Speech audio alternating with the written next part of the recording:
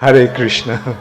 আমি আশা করি আপনারা সকলে ভগবানকে মানেন, নয় কি? যদি কেউ বলে যে ভগবানকে মানি না, তাহলে আমরা একটা সরল বিচার আমরা এখানে করব। আমি যদি প্রশ্ন করি, এটা কেউ বানিয়েছে? এই যে করতালটা, এটা কেউ বানিয়েছে না আকাশ থেকে পড়েছে? বানিয়েছে। এই যে মাইক্রোফোন, এটা কেউ বানিয়েছে? এই টেবিল, এটা কেউ বানিয়েছে? এই প্যান্ডেল, এটা কেউ বানিয়েছে? হ্যাঁ, এই পৃথিবী, এটা কেউ বানিয়েছে? এই ব্রহ্মাণ্ড কেউ বানিয়েছে না আপনা থেকে এসে গেছে? কেউ বানিয়েছে? কে কে মনে করেন যে কেউ বানিয়েছে? হাত তুলুন। আচ্ছা, তাহলে কে বানিয়েছে? ভগবান। তাহলে এইভাবে আমাদের সরলভাবে আমরা মেনে নিতে পারি ভগবান আছেন, কেন কেউ না কেউ তো পৃথিবীটাকে বানিয়েছে। কে এই পৃথিবীটাকে বানাতে পারে? কে এই ব্রহ্মাণ্ডটাকে বানাতে পারে? কেউ সাধারণ মানুষ বানাতে পারে? না কেউ বলতে পারে যে ব্রহ্মাণ্ডটা আকাশ থেকে পড়েছে, এটা কেউ বিশ্বাস করবে? আমি যদি বলি এটা আকাশ থেকে পড়েছে, কেউ বিশ্বাস করবে? তাহলে কেমন আমরা বিশ্বাস করব যে এই জগৎটা আকাশ থেকে পড়েছে বা আপনা থেকেই এসে গেছে? যিনি বানিয়েছেন তিনি হচ্ছেন ভগবান। এখন আমরা বিচার করতে পারি যে ভগবান শব্দটার অর্থ কি। ভগবান আমরা সম্বোধন করছি, আমরা বলছি ভগবান, তাহলে ভগবান বলতে কি বোঝানো হচ্ছে? আমরা যদি বলি বলবান, তার মানে যার বল আছে, ধনবান যার ধন আছে, গুণবান যার গুণ আছে, রূপবান যার রূপ আছে, ভগবান যার ভগ আছে। এখন এই ভগ শব্দটার অর্থ কি আমাদের শাস্ত্রে সে সম্বন্ধে বর্ণনা করা হচ্ছে। ঐশ্বর্যস্য সমগ্রস্য বীর্যস্য যশস্য শ্রিয় জ্ঞান বৈরাগ্যয়শ্চৈব সন্ন্যাং ইতি ভগাঙ্গনা। অর্থাৎ যার কাছে সমগ্র ঐশ্বর্য রয়েছে। কেউ বলতে পারবে তার কাছে সমগ্র ঐশ্বর্য সমগ্র সম্পদ রয়েছে? একটু হয়তো কারোর কাছে থাকতে পারে, কিন্তু সমগ্র ঐশ্বর্য, সমগ্র বীর্য বা সমগ্র শক্তি, সমগ্র যশ, সমগ্র সৌন্দর্য, সমগ্র জ্ঞান এবং সমগ্র বৈরাগ্য, ত্যাগ,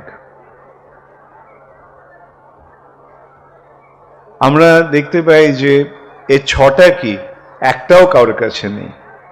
কেউ বলতে পারে না যে আমার কাছে সমগ্র ঐশ্বর্য আছে, সমগ্র বীর্য আছে, সমগ্র সৌন্দর্য আছে ইত্যাদি, তাই না? কিন্তু এই ছটা কার মধ্যে আছে? এখন আমাদের শাস্ত্রে বলা হচ্ছে যে হ্যাঁ, একজন আছে যিনি বলতে পারেন হ্যাঁ, এই সমগ্র ঐশ্বর্য তার, সমগ্র বীর্য তার, সমগ্র সৌন্দর্য তার, সমগ্র যশ তার, সমগ্র জ্ঞান তার এবং সমগ্র বৈরাগ্য তার। তিনি কে? তিনি একম এবং অদ্বিতীয় পরম পুরুষ। তিনি এক এবং অদ্বিতীয়। অদ্বিতীয় শব্দটার অর্থ কি? যার কোনো দ্বিতীয় নেই, অদ্বিতীয়, যার দ্বিতীয় কেউ নেই, অর্থাৎ যার সমান কেউ নেই, যার থেকে বড় কেউ নেই, অসমূর্ধ, অসম ঊর্ধ্ব। সেই যে এক এবং অদ্বিতীয় পরম পুরুষ, তিনি হচ্ছেন ভগবান। এবং তার গুণ অনুসারে এবং লীলা অনুসারে তার নাম রয়েছে। তার নামটি আমাদের মতো কাউর দেওয়া নাম নয়। আমাদের নামটা জন্মের পরে কেউ না কেউ দিয়েছে, সেই নামে আমাদের পরিচয় হচ্ছে, কিন্তু ভগবানের বেলা তা নয়। কি তার ভক্তরা তার গুণ অনুসারে বা যারা তাকে জানে তারা তার গুণ অনুসারে এবং তার নাম অনুসারে তাকে সম্বোধন করেন। তার প্রতিটি নাম একটা বিশেষ তার গুণবাচক বা লীলাবাচক। যেমন তার নাম কৃষ্ণ। কৃষ্ণ, এই কৃষ্ণ নামটির অর্থ কি? কর্ষতি ইতি কৃষ্ণ, যিনি সকলকে আকর্ষণ করেন তিনি হচ্ছেন কৃষ্ণ। ভগবান সকলকে আকর্ষণ করেন, হ্যাঁ, তাই তিনি কৃষ্ণ। তিনি সকলকে আনন্দ দান করেন। ভগবান সকলকে আনন্দ দান করেন, তাই তিনি রাম, রাম। তিনি সমস্ত জীবের আশ্রয়, তাই তিনি নারায়ণ। তিনি সমস্ত জগতের এই জড় জগতের সৃষ্টিকর্তা, তাই তিনি বিষ্ণু।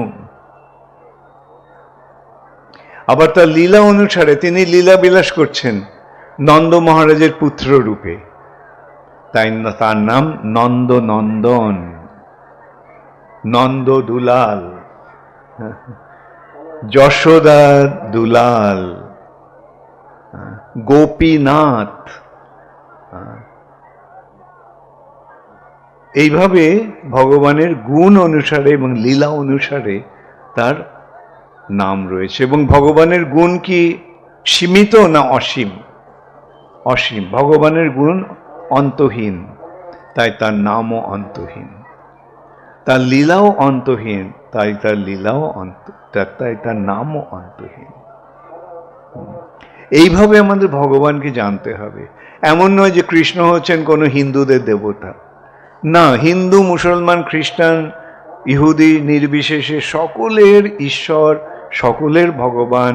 তাকে তিনারা যে নামে সম্বোধন করুন না কেন, তিনি হচ্ছেন সেই এক এবং অদ্বিতীয় পরম পুরুষ। এটা আমাদের সবার আগে জানতে হবে। এবং এই ভগবান হচ্ছেন কৃষ্ণ। স্বয়ং ভগবান কৃষ্ণ দাপর যুগে এসে তিনি লীলা বিলাস করলেন কৃষ্ণ রূপে, নন্দনন্দন রূপে, ব্রজনাথ রূপে, রাসবিলাসী রূপে। এইটি ভগবানের বৃন্দাবন লীলার বৈশিষ্ট্য। ত্রেতা যুগে তিনি এসেছিলেন শ্রী রামচন্দ্র রূপে, এবং সত্যযুগে তিনি এসেছেন নরসিংহ রূপে, বরাহ রূপে, এবং যুগাবতার সত্যযুগে হচ্ছে হংসাবতার। তিনি এসে যুগধর্ম যে ধ্যান, সেই শিক্ষা দিয়েছেন। হ্যাঁ, এই সূত্রে 4টে যুগ রয়েছে। সেই 4টে যুগ আপনারা নিশ্চয়ই সকলে জানেন। সেই 4টে যুগ হচ্ছে সত্যযুগ, ত্রেতা যুগ, দাপর যুগ এবং কলিযুগ। সত্যযুগের যুগধর্ম হচ্ছে ধ্যান। ধ্যানের মাধ্যমে ভগবানের সঙ্গে সম্পর্ক স্থাপন করা যায়। ত্রেতা যুগের যুগধর্ম হচ্ছে যজ্ঞ।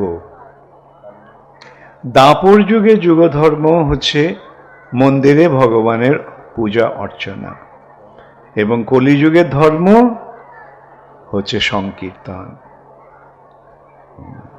এই 4টে যুগের 4টে যুগধর্ম। এবং এই সূত্রে আমরা দেখতে পাই যে যতই যুগ এগোচ্ছে যুগধর্মটা তত সহজ হয়ে যাচ্ছে। ধ্যানের পন্থাটা অত্যন্ত কঠিন। ধ্যানের মাধ্যমে হৃদয়ের অন্তঃস্থলে পরমাত্মা রূপী ভগবানকে দর্শন করা অত্যন্ত কঠিন, কিন্তু সত্যযুগের মানুষের পক্ষে সেটা সম্ভব ছিল। ত্রেতা যুগে পন্থাটা আরেকটু সরল হয়ে গেল, যজ্ঞ। তবে যজ্ঞতে কি করতে হয়? যজ্ঞের যে হোতা বা যজ্ঞের যিনি যজ্ঞের যজ্ঞটা যিনি করেন তাকে সেই যজ্ঞে সব কিছু অর্পণ করে দিতে হয়।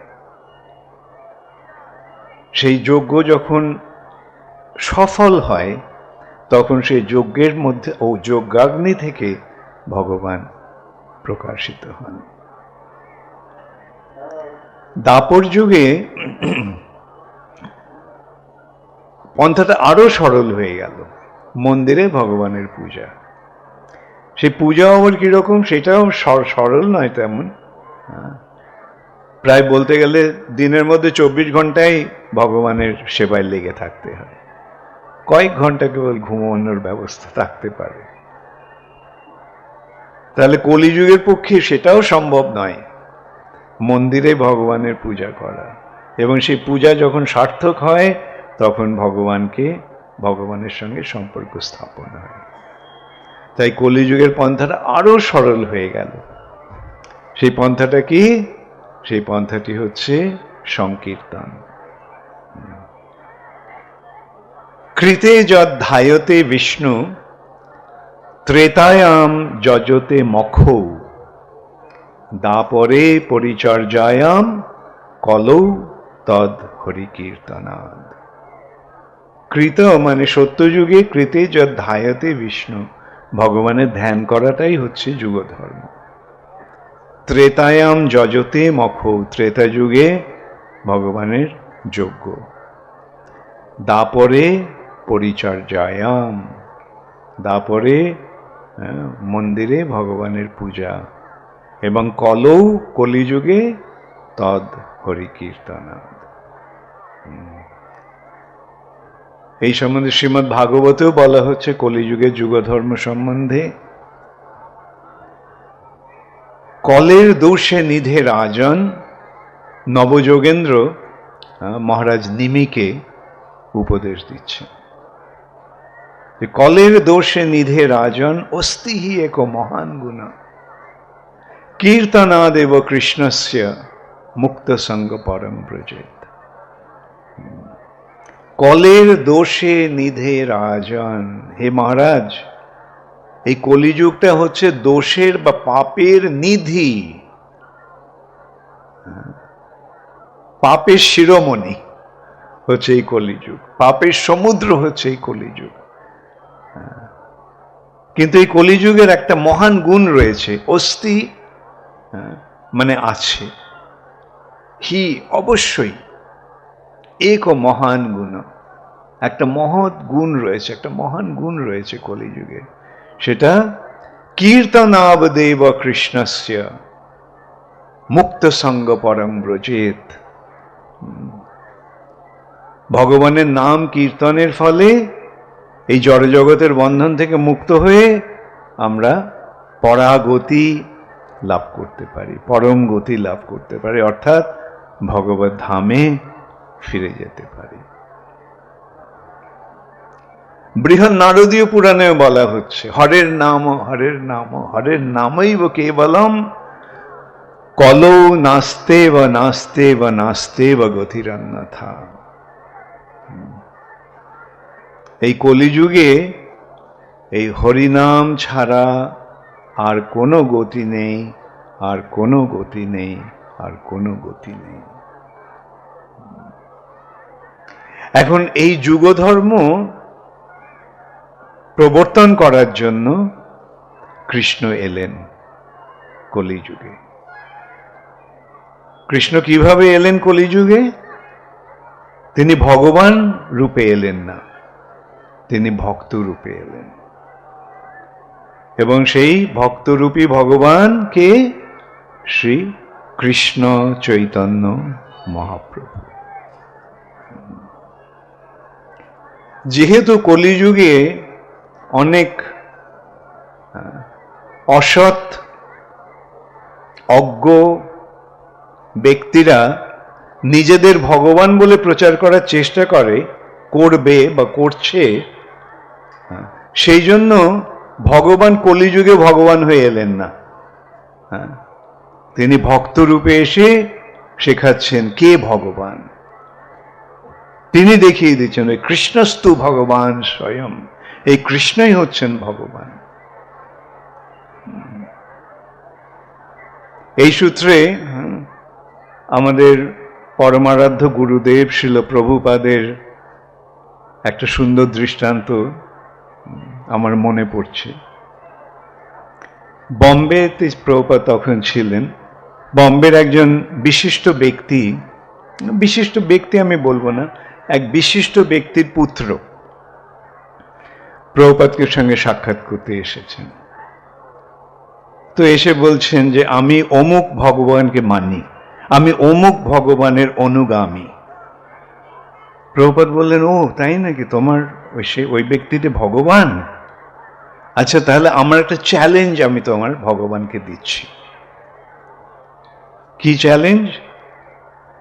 না, তুমি বলো যে ওই টেবিলটা বাঁ হাত দিয়ে তুলে 7 মিনিট ধরে রাখতে হবে, এক হাতে টেবিলটা তুলে 7 মিনিট ধরে রাখতে হবে। তো সেই ভদ্রলোক গিয়ে সেই তথাকথিত ভগবানকে গিয়ে বলেছে যে ভক্তিবেদান্ত স্বামী আপনাকে একটা চ্যালেঞ্জ পাঠিয়েছে। কি না, এই টেবিলটা আপনি বাঁ হাত দিয়ে তুলে 7 মিনিট এটাকে ধরে রাখতে হবে।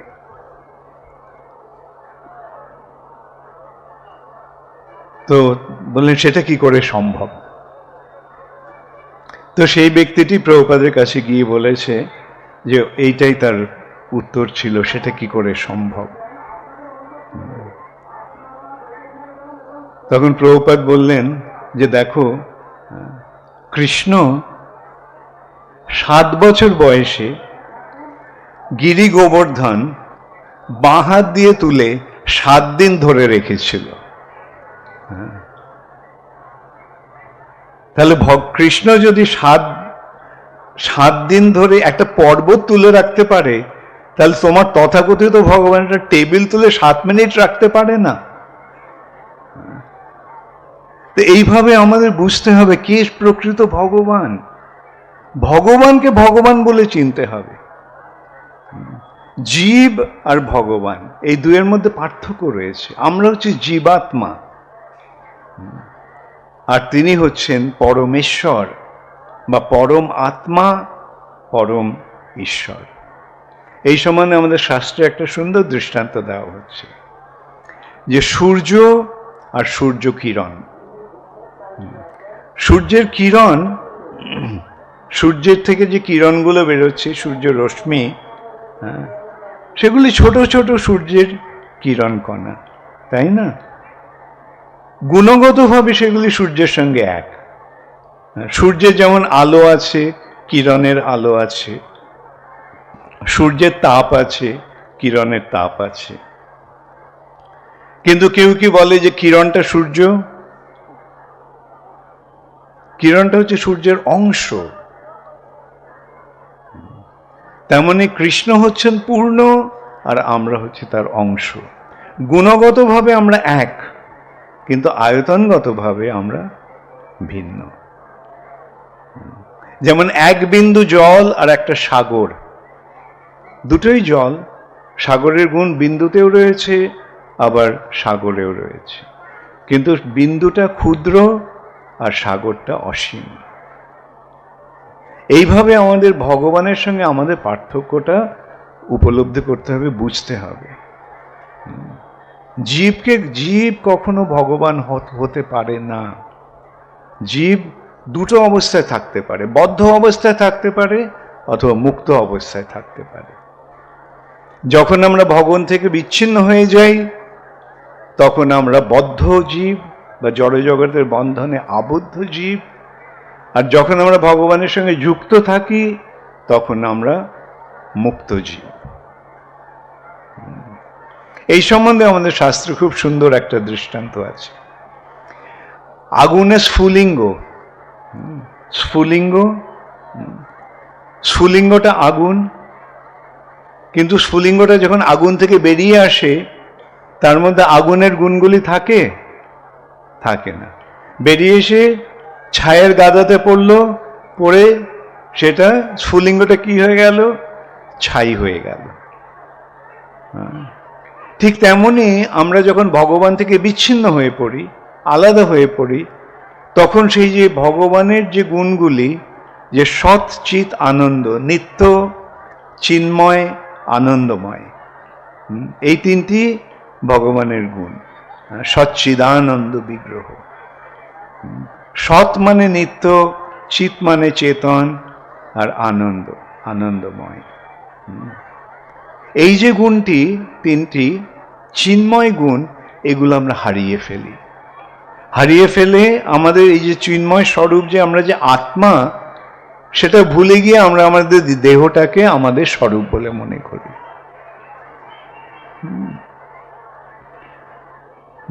বোঝা গেল? আগুন থেকে বেরিয়ে এসে ছায়ে গাদায় পড়ে ছাই হয়ে গেল। আমরা চিৎ জগৎ থেকে বেরিয়ে এসে এই জড় জগতে পড়ে জড় হয়ে গেছি। এই জড় শরীরটাকে আমাদের স্বরূপ বলে মনে করছি, কিন্তু এই শরীরটা কি আমি? এই শরীরটা আমাদের স্বরূপ নয়। আমাদের স্বরূপে আমরা আত্মা বা আত্মা। সেই যতক্ষণ আত্মা যতক্ষণ শরীরে আছে ততক্ষণ জীবন আছে। আত্মা যখন শরীর থেকে চলে যায় আর শরীরে জীবন থাকে, শরীরটা তখন মরে যায়, মৃত। আত্মা যখন একটা নতুন শরীর গ্রহণ করে, সেটা হচ্ছে জন্ম। আর আত্মা যখন পুরনো শরীর ছেড়ে চলে যায়, সেটা হচ্ছে মৃত্যু। তো এইভাবে আমাদের বুঝতে হবে যে এই শরীরটা হচ্ছে একটা আবরণ। আচ্ছা, আপনারা এখানে কে কে ভগবত গীতা পড়ছেন? হাত তুলেন। খুব সুন্দর, খুব ভালো। আচ্ছা, ভগবত গীতাতে ভগবান কি বলছেন? জীর্ণানি বাসাংসি যথা বিহায় নবানি গৃহাতি নরপরাণি তথা শরীরানি বিহায় জীর্ণানি অন্যানি সংজাতি নবানি দেহি। অর্থাৎ বাসাংশী, বসন, কাপড়টা যখন পুরনো হয়ে যায়, আমার পোশাকটা, বসনটা যখন পুরনো হয়ে যায়, তখন কি করি? সেই পুরনো কাপড়টা ছেড়ে আমরা নতুন কাপড় পরি। ঠিক তেমনি এই তথা শরীরানি বিহায় জীর্ণানি, এই শরীরটা যখন জীর্ণ হয়ে যায়, পুরনো হয়ে যায়, তথা শরীরানি বিহায় জীর্ণানি অন্যানি সংজাতি নবানি দেহি। আমরা একটা নবানি দেহি, একটা নতুন দেহ ধারণ করি। এইটি হচ্ছে জন্ম মৃত্যুর রহস্য। যতক্ষণ আত্মা আছে ততক্ষণ জীবন আছে। যখন আত্মা শরীরটা ছেড়ে চলে যাচ্ছে, তখন এই শরীরটা মৃত বা অচেতন, জড়। তাহলে এই শরীরের সঙ্গে আত্মার সম্পর্কটা কি? যেমন আমাদের সঙ্গে এই আমাদের পোশাকটার সম্পর্ক। আমরা এটা পরে আছি। কেউ কি বলবে যে আমার এই কাপড়টা আমি? না। অথবা যে কাপড়টা আপনার পরে আছেন সেটা আপনি, আপনার স্বরূপ না। ঠিক তেমনি এই শরীরটা আমাদের স্বরূপ নয়। এই শরীরটা আত্মার একটা আবরণ। তাহলে আমার স্বরূপে আমি কে? আমার স্বরূপে আমি হচ্ছে সেই চিন্ময় আত্মা, যে হচ্ছে ভগবানের অংশ। আচ্ছা, তাহলে আমি আবার সেই পুরনো দৃষ্টান্ত, আগের দৃষ্টান্তটাতে চলে যাচ্ছি। স্ফুলিঙ্গটা আগুন থেকে বেরিয়ে এসে ছায়ের গাদায় পড়েছে। পড়ে কি হলো? আগুন আছে না ছাই হয়ে গেছে? ছাই হয়ে গেছে। ঠিক তেমনি আমরা ভগবান থেকে বিচ্ছিন্ন হয়ে যাওয়ার ফলে এই জড় জগতের বন্ধনে আবদ্ধ হয়ে আছি। এই শরীরের বন্ধন, মনের বন্ধন, আত্মীয় স্বজন, বন্ধু বান্ধব ইত্যাদির বন্ধন, এই সময়গুলো হচ্ছে জড় বন্ধন। এইটাই হচ্ছে আমাদের এই জড় জগতের বন্ধন। এখন স্ফুলিঙ্গটা ছায়ের গাদায় পড়ে ছাই হয়ে গেছে, কিন্তু এখন যদি স্ফুলিঙ্গটা নিয়ে আবার আগুনের মধ্যে ফেলা হয়, তাহলে কি হবে? আবার সেটা আগুন হয়ে যাবে, তাই নয় কি? তার আগুনের গুণগুলো তার মধ্যে আবার ফিরে আসবে। ঠিক তেমনি যখন আমরা ভগবানের সঙ্গে আমাদের সম্পর্ক স্থাপন করি, তখন আমরা আবার আমাদের চিন্ময় স্বরূপ প্রাপ্ত হই। আমাদের চিন্ময় গুণগুলি প্রাপ্ত হই। এখন প্রশ্ন হচ্ছে যে ভগবানের সঙ্গে সম্পর্ক স্থাপন করার পন্থাটি কি, কিভাবে ভগবানের সঙ্গে সম্পর্ক স্থাপন করা যায়। এখানে আমরা বিচার করে দেখি যে আপনারা মনে করুন যে কারোর সঙ্গে আপনার সম্পর্ক আছে, যেমন আপনারা যারা পিতা মাতা, আপনাদের সন্তানের সঙ্গে আপনাদের সম্পর্ক আছে, পতির সঙ্গে পত্নীর সম্পর্ক আছে, পত্নীর সঙ্গে পতির সম্পর্ক আছে, ভাইয়ের সঙ্গে ভাইয়ের সম্পর্ক আছে, বন্ধুর সঙ্গে বন্ধুত্বের সম্পর্ক আছে। তাহলে এই সম্পর্কগুলি কখন স্থাপিত হচ্ছে? এই সম্পর্কগুলি কখন হচ্ছে? যখন ভালোবাসা রয়েছে, তাই না?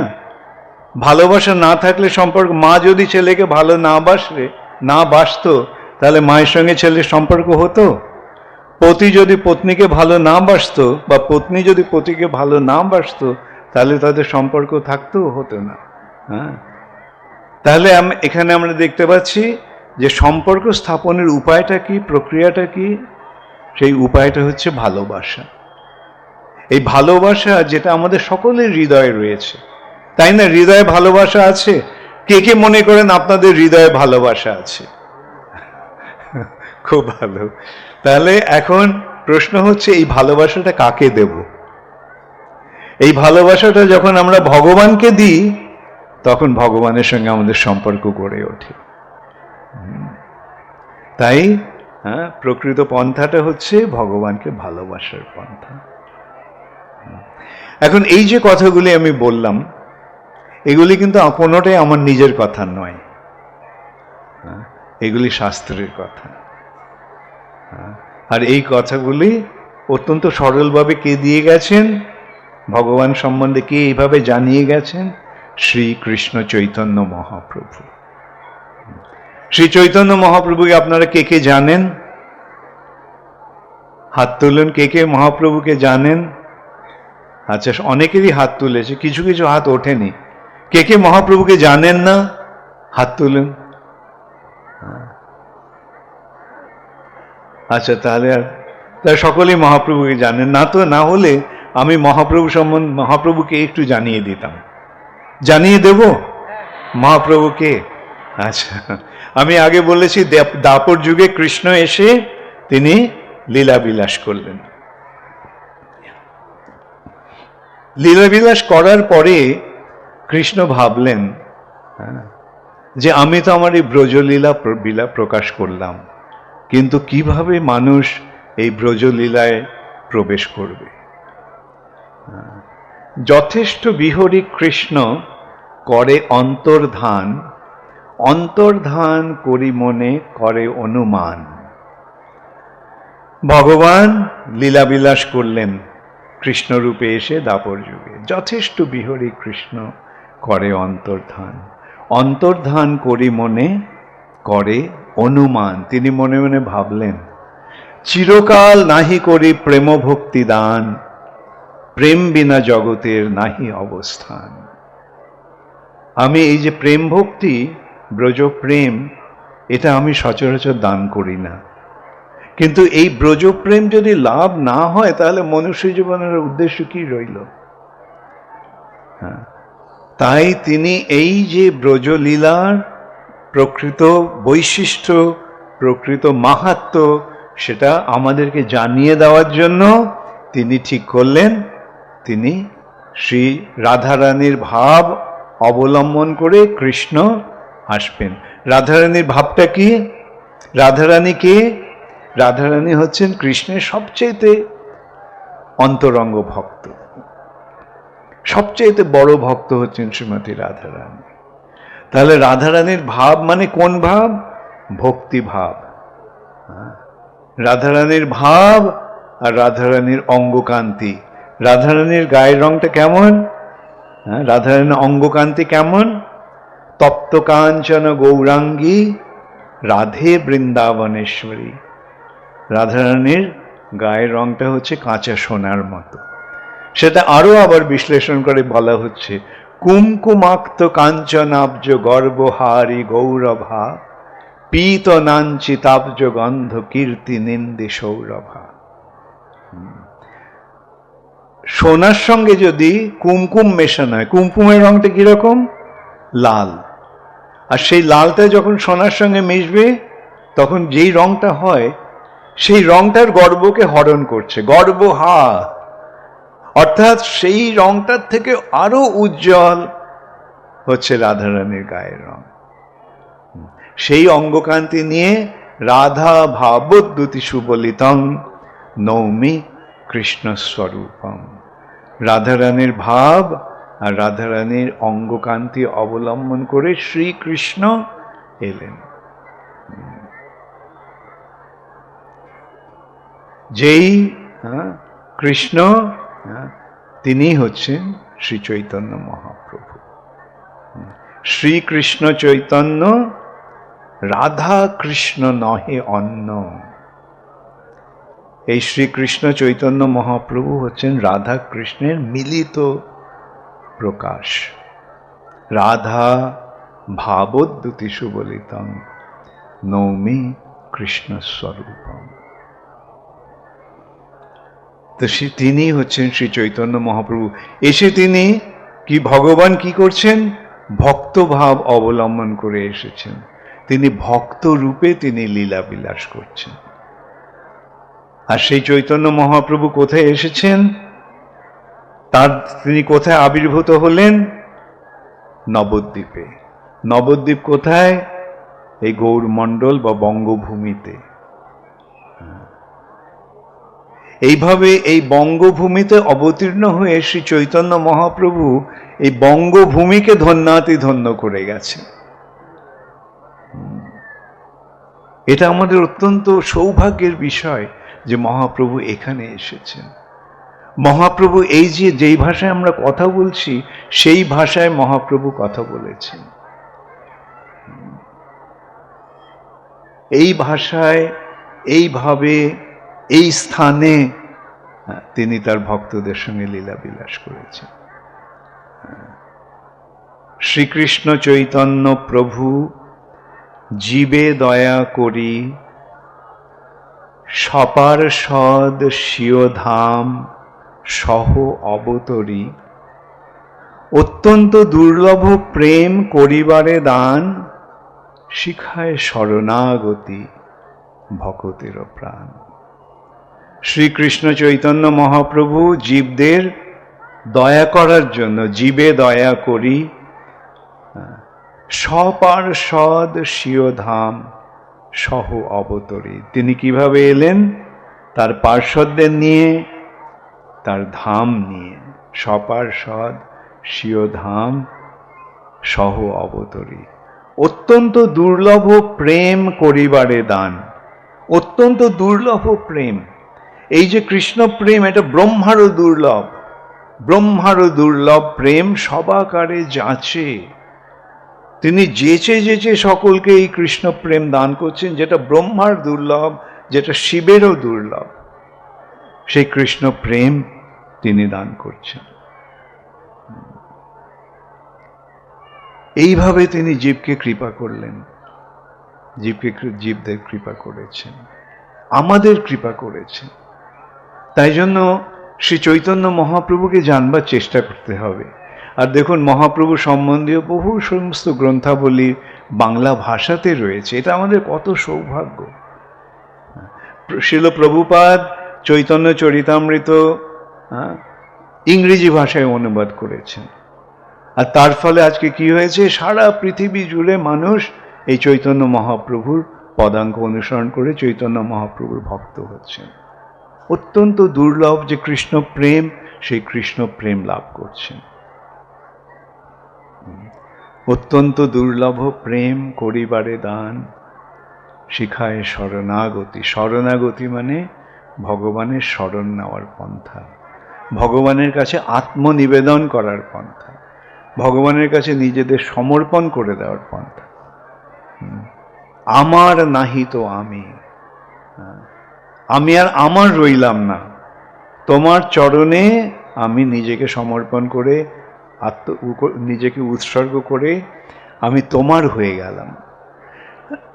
এইটি হচ্ছে ভক্তির বৈশিষ্ট্য। আমরা তখন আমার থাকছি না, আমরা ভগবানের হয়ে যাচ্ছি। আর ভগবান যদি ভগবান আমাদের গ্রহণ করেন, তাহলে আর কি ভয়, আর কি চিন্তা? যিনি সমস্ত জগতের মালিক, যিনি সমস্ত জগতের নিয়ন্ত্রণকারী, তিনি যদি আমাদের রক্ষণাবেক্ষণ করেন, তাহলে আমাদের আর কি চিন্তা থাকতে পারে? সেই শিক্ষাটি শ্রী চৈতন্য মহাপ্রভু দিয়ে গেছেন। এইভাবে আমরা শ্রী চৈতন্য মহাপ্রভুর কৃপা লাভ করতে পারছি। শ্রী চৈতন্য মহাপ্রভুর শিক্ষা কি? শ্রী চৈতন্য মহাপ্রভুর শিক্ষা হচ্ছে আরাধ্য ভগবান। আমাদের পরমারাধ্য কে?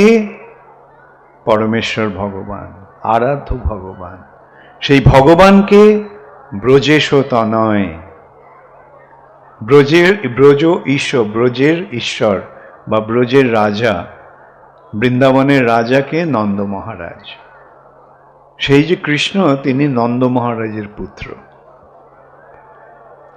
আরাধ্য ভগবান ব্রজেশ তনয়, স্তদ্ধাম বৃন্দাবনম, তার ধাম হচ্ছে বৃন্দাবন। তিনি কোথায়? তার ধাম মানে তিনি কোথায় নিরন্তর বিরাজ করেন? বৃন্দাবনে। স্তদ্ধাম বৃন্দাবনম। সেই সূত্রে আমরা এটাও বলতে পারি যে ভগবানকে, পরমেশ্বর ভগবানকে শ্রীকৃষ্ণ চৈতন্য মহাপ্রভু, যদিও তিনি ভক্তরূপে এসেছেন, তিনি হচ্ছেন স্বয়ং ভগবান। তার ধাম কোনটা? তার ধাম নবদ্বীপ। বৃন্দাবন যেমন মথুরা মণ্ডলে, নবদ্বীপ গৌর মণ্ডলে। অতএব নবদ্বীপ আর বৃন্দাবনে কোনো পার্থক্য নেই, কোনো ভেদ নেই। স্তদ্ধাম বৃন্দাবনম। রম্মা কাচিদ উপাসনা ব্রজবধূ বর্গেন যা কল্পিতা। ব্রজবধূ মানে ব্রজ গোপীরা যেভাবে ভগবানের আরাধনা করেছিলেন, সেইটি হচ্ছে সবচেয়ে অন্তরঙ্গ আরাধনা, সর্বশ্রেষ্ঠ আরাধনা। রম্মা কাচিদ উপাসনা ব্রজবধূ বর্গেন যা কল্পিতা। শ্রীমদ্ ভাগবতম প্রমাণম অমলম, এই যে উক্তিটি, তার প্রমাণ কি? এটি কি কারো মন গড়া কথা? শ্রীনাথ চক্রবর্তী বলছেন, যদিও তিনি এই কথাটি বলছেন, এটা কি তার নিজের মন গড়া কথা? না, মহাপ্রভুর পার্ষদ শ্রীনাথ চক্রবর্তী বলছেন যে শ্রীমদ্ ভাগবতম প্রমাণম অমলম। অমল পুরাণ শ্রীমদ্ ভাগবত হচ্ছে প্রমাণ। এই যে সমস্ত কথাগুলি এখানে বলছেন যে ভগবান হচ্ছেন কৃষ্ণ, তার ধাম হচ্ছে বৃন্দাবন, আর ব্রজ গোপিকারা যেভাবে তার আরাধনা করেছিল, ভক্তি করেছিল, সেটি হচ্ছে সর্বোচ্চ স্তরের ভক্তি। সেটি শ্রীমদ্ ভাগবতমের মূল তত্ত্ব। অতএব শ্রী চৈতন্য মহাপ্রভুর মতমিদম, এইটি হচ্ছে শ্রী চৈতন্য মহাপ্রভুর মত। তত্রাদর না পরহ, সেটিকে সাদরে গ্রহণ করো, আর কোনো কিছু গ্রহণ করার দরকার নেই। তো এইভাবে আমরা দেখতে পাচ্ছি ভগবান কেন তিনি ভক্তরূপে এলেন, ভক্তরূপে এসে তিনি কি দান করলেন? আমাদের সৌভাগ্যের পথটি খুলে দেওয়ার জন্য। অত্যন্ত দুর্লভ প্রেম করিবারে দান, অত্যন্ত দুর্লভ যে কৃষ্ণ প্রেম, কৃষ্ণ ভক্তি, সেই কৃষ্ণ ভক্তি দান করার জন্য তিনি এইভাবে এসেছেন। তাহলে আপনারা কে কে, আমি আগে জিজ্ঞাসা করেছিলাম কে কে মহাপ্রভুকে জানেন, এখন আমি জিজ্ঞাসা করব আপনারা কে কে মহাপ্রভুকে মানেন? হাত তুলুন। খুব সুন্দর, খুব সুন্দর। আপনারা মহাপ্রভুর প্রদর্শিত এই যে পথ, এই পথটিকে সর্বান্তকরণে গ্রহণ করে ভক্তির পথে এগিয়ে চলুন। আপনাদের জীবন সর্বাঙ্গ সুন্দর হয়ে উঠবে, আপনাদের জীবন সফল হয়ে উঠবে।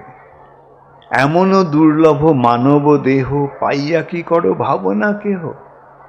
এই যে দুর্লভ মনুষ্য শরীরটা পেয়েছো, আর ভাবনা কি? এখন এই সুযোগটি সদ্ব্যবহার করে নন্দনন্দন শ্রীকৃষ্ণের পূজা করো, ভক্তি করো।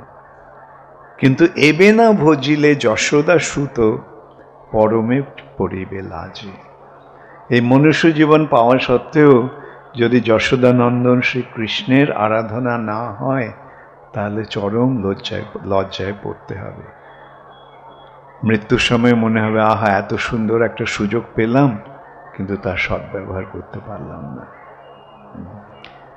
অতএব সকলে মহাপ্রভুর প্রদর্শিত এই পথটি গ্রহণ করুন, করে আপনাদের জীবন, এই যে অত্যন্ত সুন্দর মানব জীবন পেয়েছেন, সেটিকে সাফল্যমণ্ডিত করে তুলুন।